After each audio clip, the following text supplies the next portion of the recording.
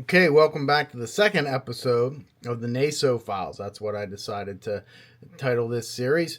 And I decided to go in a chronological order in these episodes based off of the list of 10. So, what I want to do is go through the list of 10 and I guess focus more on the ones that the police did not solve, although I will cover those as well. They did a fantastic job at solving those, and they solved four off that list of 10. And then I came along, and I believe that I helped solve three more off of that list of 10. But there's still some work to be done, and that is where we're going to start. Now, again, as we progress on this series, or in this series, Naso confessed to 28 murders, and here's only 10. And so we have a lot more to discover, and that's what I want to get into as we go further. But right now, we're going to start with the white whale. And why I call it the white whale is because I could not solve it. This was very difficult. It's number one on Joe Naso's list of 10, girl near Healdsburg, Mendocino County. And I spent a good amount of time, probably 3 years, researching this one because when the show aired, Death Row Confidential, I wanted to be able to have solved every one of those. Sometimes you can't, and I couldn't. So I made it a vow of mine. Hey, after this show is done airing and my contract is up and I'm able to speak about these cases, that's the one that I want to really focus in on because I couldn't figure it out. So let's start off. Again, I'm going to go to my trusted binder here where I have all my information. I have a lot of it on digital as well, but I just don't like researching off of a computer. I like having files in front of me. I guess I'm old school that way, is that I just like to have a piece of paper in front of me that I can mark up and do it that way.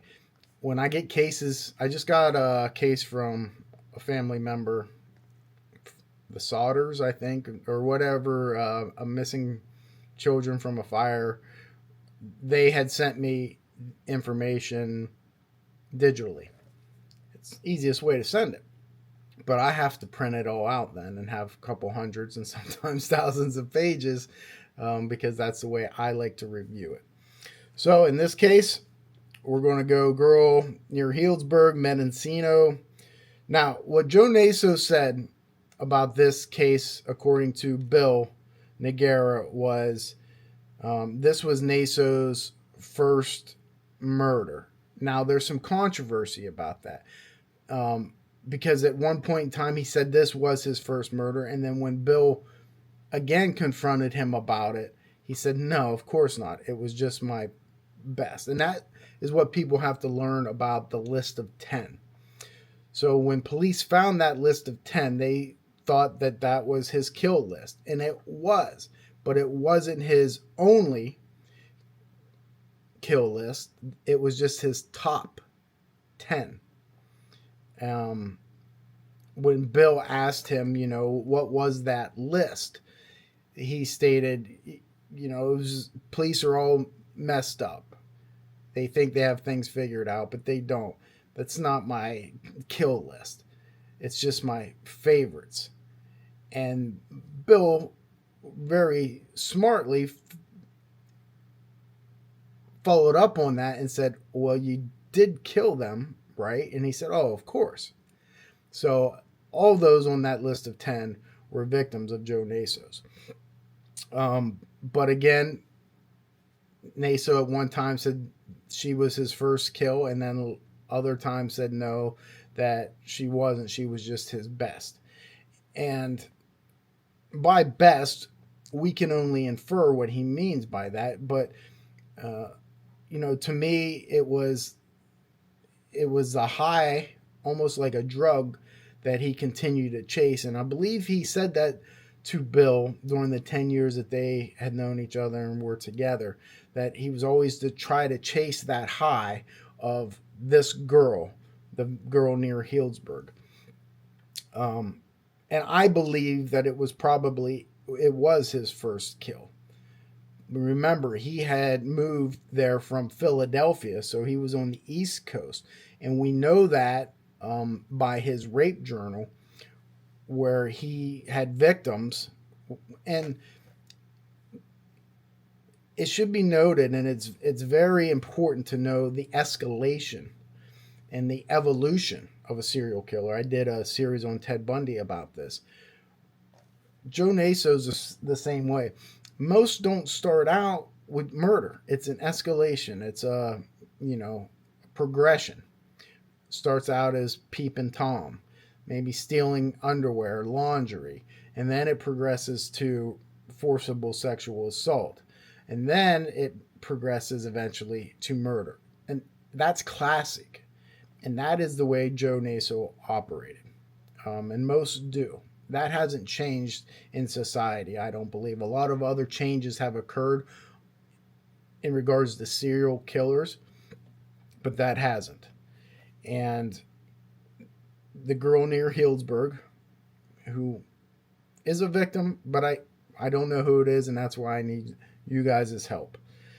These are some bulletin points that I had written down here during my investigation. And a lot of this information, well, all of this information that I'm about to give you, I got from Bill Noguera, who got from Joe Naso inside San Quentin's death row prison in the 10 years that he was with him. This victim went by the name Susan, but her real name likely was Lorraine or maybe Lauren. Joe Naso had a problem with names. He couldn't remember them all the time because it didn't matter to him. They were just objects to him. She was 18 years old at the time of her death. Naso was living in the Bay Area home in an area called Richmond during this murder. He met this victim at a bar called L&B. He then took her to the Marin Motel. Naso drove a Chevy sedan. Now this is important. This is a body dump location. He dumped her body in Sonoma County near the Del Rio Forest. He stayed on the 101, drove for over an hour until he nearly reached the town of Healdsburg and turned east toward the Del Rio Forest. He continued on for several minutes until he was in the heavily wooded area that he had discovered on his previous trip to that area. He had already scouted out that area. I believe he had used that area for a photo shoot, and that is where he buried her body or placed her body, according to Bill Noguera. Now, let's talk about that right there. A lot of people, now I don't know a lot of people, I'm assuming a lot of people do not believe Bill Noguera simply because he is a convicted killer as well. Not a serial offender, but he still took somebody's life. And I've talked about this in previous videos, and I don't want to be redundant. But his information that he provided to me all turned out to be true. If it wasn't true, I would not have been able to solve those 3 murders on the list of 10 during the show. And to back that up, when I took this information to the FBI and when I took this information to Daly City, they concurred. So if it was not true, if Bill Noguera was making this all up, it would have been found out along the way, and it never was, because in fact it was true. Now, Bill obviously has wrote a book about his experience with Joe Naso and what Joe Naso had told him. And a lot of that made it into the show, but a lot of it did not. And I'm not here to promote Bill's book, although I've read it and I think you should read it as well if you're interested in this case. But some of the things that I took from his manuscript at the time, it wasn't a book, were essentially like having a police report, essentially, or looking at old newspaper clippings of a murder. And that's a lot of times how I have to do an investigation when I don't have the police reports. I had to pick apart parts of his manuscript, and I had to ask him specifically, okay, this interests me here. This is a red flag, Bill. I need you to put on your thinking cap and think real hard.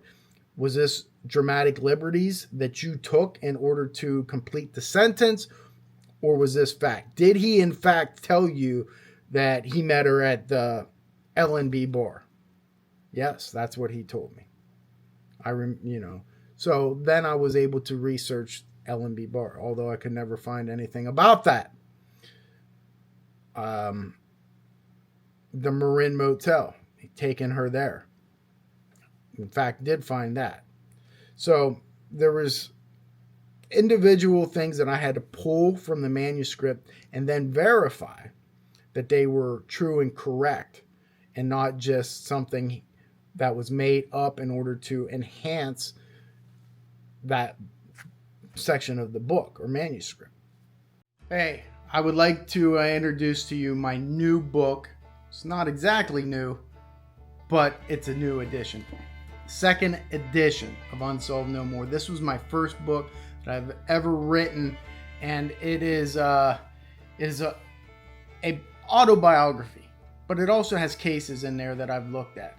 It tells you how I became who I am, my background, my history, my influences, but it also gives some cases in there of cases that I've worked. Now, for the people that have already read it, there's updates to all these cases. And because it's been almost 10 years since I wrote this book. So second edition is now available with updates. It's available at my website, kenmains.com, or off of Amazon. So go order Unsolved No More, the book that started it all. So I want to read you just a little bit, a section here about how he went and selected, how Naso selected the girl near Healdsburg, which has baffled police for a long time. It has baffled me, obviously, for a long time as well.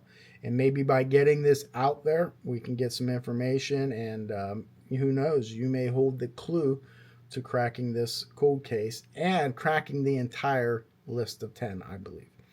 Although the girl on Mount Tam we'll get to, because there's still some questions there, and when we get there, I'll fill you in on that. So while Joe was photographing in the Sonoma County area near the Del Rio Forest, he observed a spot that was a perfect place to leave a girl when he was done with her. Remember, I said that he had been in that area before and scouted it out, and that's what he's talking about. Naso entered North Richmond, where he knew he'd find Susan. She normally stayed close to the L&B bar, often coming inside to get out of the cold and to find a date. But Naso neared the bar. He saw Susan walking that way, and he smiled. His plan to pick her up while on the street and thus avoid people seeing her leave with him from the bar was going to work out. So he picks up Susan, okay, and he ends up taking her to the Marin Motel, where he murders her.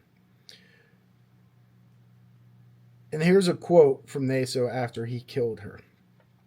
"I've been chasing that rush ever since Susan. I've gotten close, real close, but she was the best. I compare them all to her." That's why I believe that she was his first. Now, how do we know her name was maybe Susan or Lorraine? Well, Naso when he knew her as a prostitute, he knew her as Susan. That's the name that she gave him. But after Naso killed her, he looked inside her purse, which he did all the time because he would keep souvenirs, and he was also a petty thief. I mean, he would steal from them as well. As a matter of fact, that's why he was on probation for theft when the probation came to his door and ended up finding the list of 10 and arresting him because he was on probation for thievery. Naso looked inside her purse. It was then he discovered her name was not Susan at all, but her name was Lorraine, and she was 18. He took the $11 that she had and kept her ID and kept a pair of her panties. He put the rest of her things in a plastic bag, which he would throw out the window as he drove along the 101 North. I always think of that, when you're driving along a highway and see all of the garbage and bags and stuff. Maybe that's just me, the way my mind operates, but I'm like, I wonder if any of this stuff is related to a crime or a murder. Do any of you think that?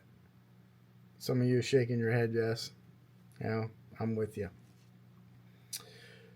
So he stayed on the 101. He drove for over an hour until he reached the town of Healdsburg, turned east towards Del Rio Forest, and he entered this area. It was a small turnoff.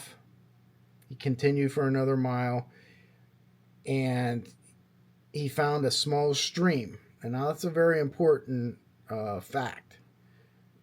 If we were to go look for a body, in which I haven't on this case.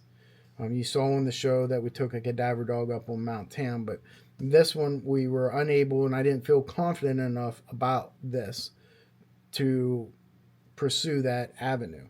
But he found a small stream, and he laid her in the thicket of small trees near a stream. So he never buried her. And that is Joe Naso's MO. Too much work. He didn't bury. He just discarded his victims. He said when he finally tore himself away from her, it was difficult for him. He felt attached, but knew there would be others. She was his first. Again, and they go back and forth whether it was his first kill or not. But I believe it was. And he had said that it was his first. Sometimes he says that. But it would not be his last. After he told me about Lorraine, I had concern. I had hoped that he would clear up. This is Bill talking. Naso knew the Bay Area quite well, but what he wrote on the list was not correct. Girl near Healdsburg, Mendocino County, is where anyone would search for her from what he wrote. When I asked him about this possible mistake, he said Healdsburg, close to the Del Rio Forest. And that's what he said. So, if we go back to the beginning here and talk about some facts that can help us. Based off of that information, there was, I believe, 2 possible victims that I saw in Namus and the Charlie Project, maybe, that could have matched. But to me, it just wasn't enough there for me to say yes, it's her. And I think the age ruled out a lot of it. And again, this is supposed to be 1965. I think now Naso is relaying this information to Bill 50 years later. So 1965, should we believe that? Well, to me, if it's his first kill, I believe that he would remember that. So I was fairly confident in 1965, but I wouldn't limit my search just to that. So, I would go from 1960 to maybe like 1968 and search that time frame. Do you look just for a girl named Susan or Lorraine? No, because he's never good with names. Again, this is his first kill. He may remember it, but maybe not. So I wouldn't look particularly just for names. She was 18 at the time. I believe that he learned that after going through her purse and finding her ID. But again, it's 1965. You could have a fake ID. There's a million things. I know that she would probably be younger. He met her at the L&B bar. Now, this was the big hurdle for me. I just couldn't find anything about that. And I'm not, I'm on the East Coast. I'm in Pennsylvania. All this stuff is happening. I was not familiar with the geography of that area at all.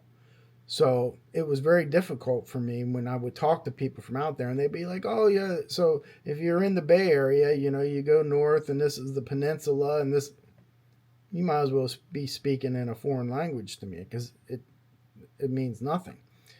Now, I became familiar with the geography out there, but I didn't feel comfortable, and I reached out to several people that I knew out in that area to help me in that endeavor, but I was still never able, and they were never able to locate an L&B bar. So could he have gotten that name wrong and it was another bar? Certainly. But he was pretty specific, and I remember drilling Bill about that. Hey, how sure are you that it was L&B? So then after he picked her up there, he took her to the Marin Motel, and we were able to find that. Now, the biggest clue I think that we have is the directions that Bill said that Naso told him. Now, I was always skeptical, to be honest with you, about directions. And if you remember from the television show when I was looking on Mount Tam for a body, and I was following a set of directions that Bill had given to me saying that Naso supplied him, I just had a hard time thinking and envisioning two convicts sitting out on the yard talking about murder. That I can certainly see. But then, well, tell me, where did you place her body? And I still have a hard time thinking that Joe Naso would be like, well, I drove the 101 north till I reached exit 46, and then I turned right on the Sonoma County Road, and then there was a dirt road that I took for about a mile. Then I drove that for an hour until I came into a thicket of woods, and then I turned left. I had a hard time with that. But it doesn't mean it's not true. Because Joe Naso annotated everything in his life, and we will go through all that. You'll see flea market journals, calendars that he kept, where he annotated everything. So he can recall that, and this is how I got over the hump of not believing that. I can see Naso reliving this, because remember, serial killers relive their fantasies all the time. That's why they take trophies. I could see him sitting in the yard and just going from the L&B bar to the Marin Motel, killing her, putting her body in the trunk, driving. And as he's talking to Bill, he is visualizing driving the 101, then turning and going here and going there for about an hour. It's not that Bill asked him specific directions. It's what Naso recalled. So once I was able to do that, then it became a little bit more, okay, I can buy this. Now, if I would have found the body on Mount Tam, I certainly would have had no problem believing in the directions that Naso gave Bill. Unfortunately, I didn't. But here we have another set of directions. So, again, I'm going to give this to you because it's important. For people that live out there in Marin County or wherever, Del Rio Forest, who are hiking, who are amateur sleuths, and they're like, oh, I can find this. Who knows? You might stumble upon the girl from Healdsburg. You don't know unless you try. That's the whole thing with everything in life. You don't know unless you try. So I'm going to give these directions once again.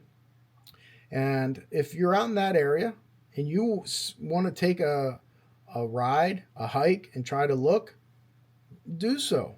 Because you never know what you're going to find.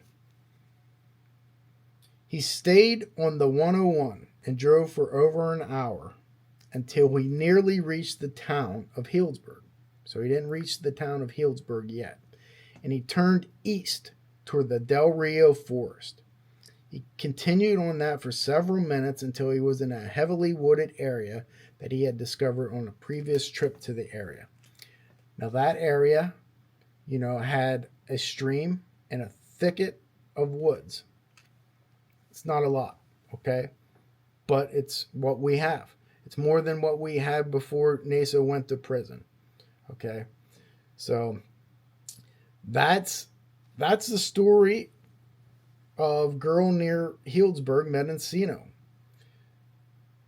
That's all we have. I wasn't able to figure it out, but maybe you can.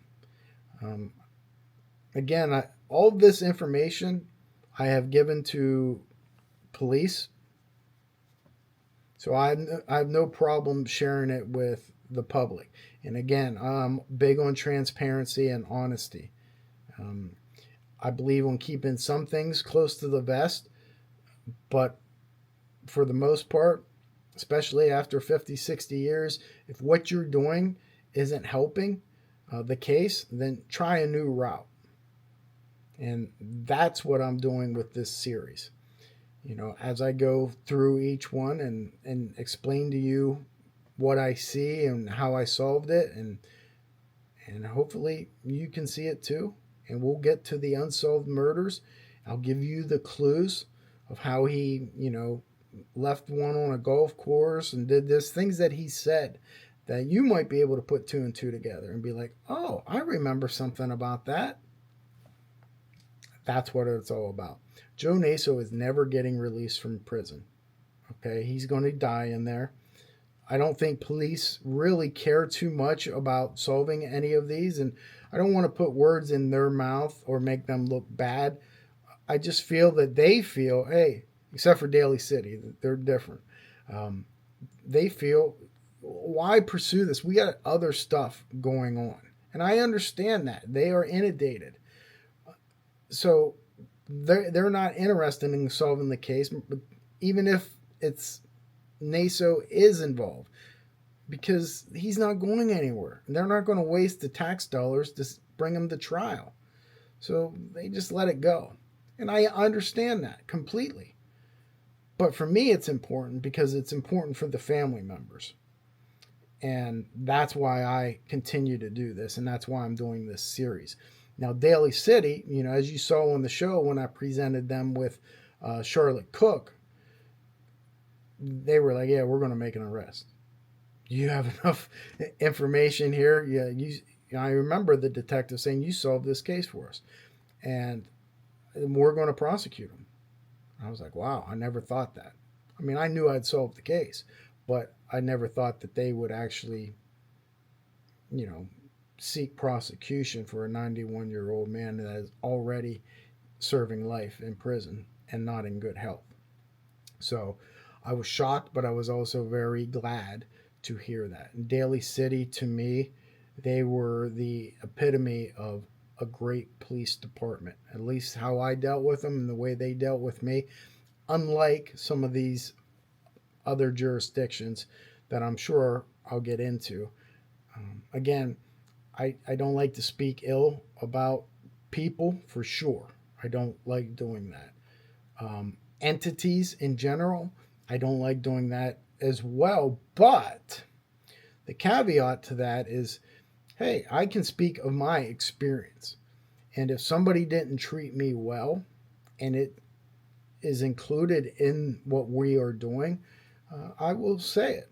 I got no problem with that. And I've never had a problem with that in my entire life. So you guys will hear it all. as we go forward on the Joe Naso files. And stay tuned. This is episode 2. Obviously, 3's next, and we'll go right down the line on his list of 10. Thanks for watching. Main's out.